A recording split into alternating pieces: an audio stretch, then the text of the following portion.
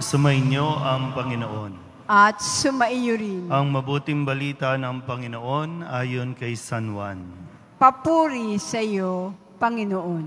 Noong panahong iyon, sinabi ng mga alagad kay Jesus, "Ngayon po'y tuwiran na ang inyong pangungusap sa amin at hindi na patalinghaga. Alam na naming batid ninyo ang lahat ng bagay at hindi na kailangan tanungin ninuman.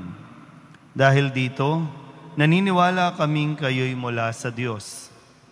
Sumagot si Jesus, "Naniniwala na ba kayo ngayon? Darating ang oras at ngayon na nga na magkakawatak-watak kayo, magkakanya-kanyang lakad kayo at iiwan ninyo ako. Gayunmay, hindi ako nag-iisa sapagkat kasama ko ang Ama. Sinabi ko ito sa inyo upang kayo'y magkaroon ng kapayapaan sa pakikipag-isa sa akin. Mayroon kayong kapighatian dito sa sanlibutan, ngunit laksan ninyo ang inyong loob. Napagtagumpayan ko na ang sanlibutan." Ang mabuting balita ng Panginoon. Pinupuri ka namin, Panginoong Heso Kristo. Isang magandang hapon sa inyong lahat. Kahapon ay pinagdiwang natin ang kapistahan o dakilang kapistahan ng pag-akyat ni Jesus sa langit. At magandang paalala sa atin na nang si Kristo mula sa langit, bumaba at nakisalamuha sa atin, doon ay naranasan ni Kristo ang lahat ng nararanasan natin, maging ang kung paano tuksuhin. Bagamat hindi nagpatukso si Kristo, naging matatag, kaya hindi po nakagawa ng kasalanan. Sa kanyang pag-akyat sa langit, ang magandang paalala rin sa atin ay kung ano ang naranasan ni Kristo, maaari din nating maranasan. At yan ay yung kaginawahan, at yan ay yung pagdating ng araw, may pagkakataon din tayo at kakayanin din pala natin makabalik sa langit. Malinaw po ba? Kung naranasan ni Kristo ang naranasan natin, ngayon naman mararanasan natin kung ano ang naranasan ni Kristo.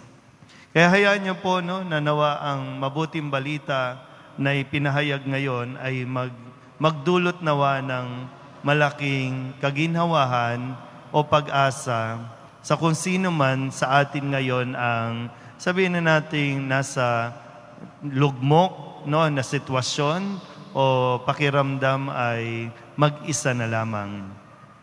Gaya nga po, naranasan ni Kristo ang maiwan sa ere. Kasi marami po, sabi nga, naniniwala na ba talaga kayo? Pero dadating yung panahon, sabi ni Kristo, magkakawatak-watak kayo. Iiwan ninyo ako. Sa buhay natin, sadyang dumarating minsan ang kahinaan natin na minsan may magsasabi na hindi kita iiwan, ipagtatanggol kita. Pero darating yung panahon na susubukin ang ating mga relasyon at mararamdaman mo na parang mag-isa ka na lang. Naranasan din ni Kristo yan. Pero ito nga po yung pag-asa na ibinibigay ni Kristo. Sabi nga sa bandang dulo, sabi niya, laksan ninyo ang inyong loob. Pero sabi po dito, iiwan ninyo ako. Pero, gayon pa man, hindi ako mag-iisa dahil kasama ko ang Ama. Hindi ako mag-iisa dahil kasama ko ang Ama.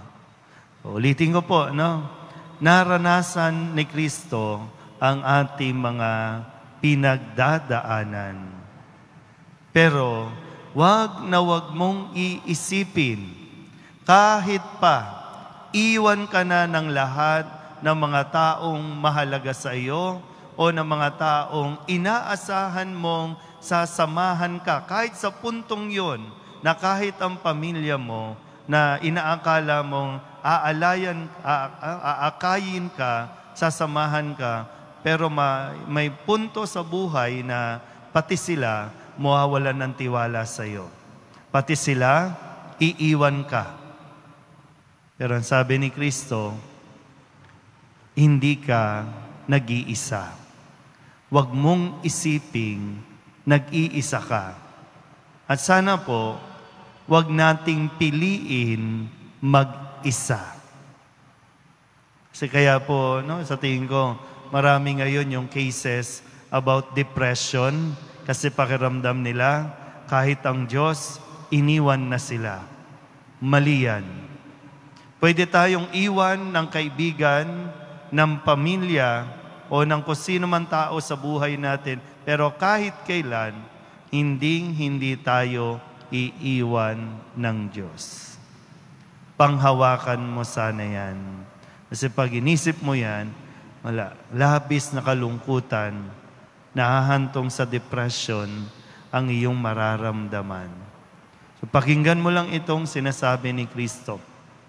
Kaya nga ngayon, di ba, ginugunita natin itong kapistahan ni Charles Luanga, San Carlos Luanga, at yung mga martir.